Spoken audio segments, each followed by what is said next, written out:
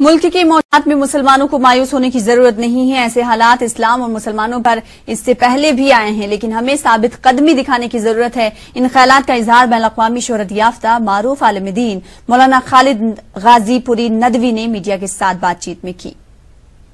ملک کے جو حالات ہیں وہ ناگفتہ ہیں اور بظاہر مسلمانوں کے، اسلام کے، دینی دعوتی کام کرنے والوں کے، معاشرے اور سماج کو اسلامی نہج پہ قائم کرنے والوں کے لیے بڑی مشکلات اور بڑے مسائل کا وقت ہے.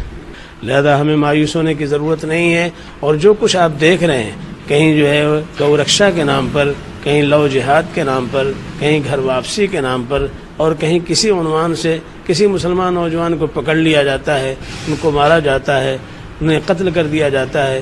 یہ ساری باتیں محض اس لیے ہیں کہ مسلم سماج کو بھے اور خوف میں مبتلا کر دیا جائے.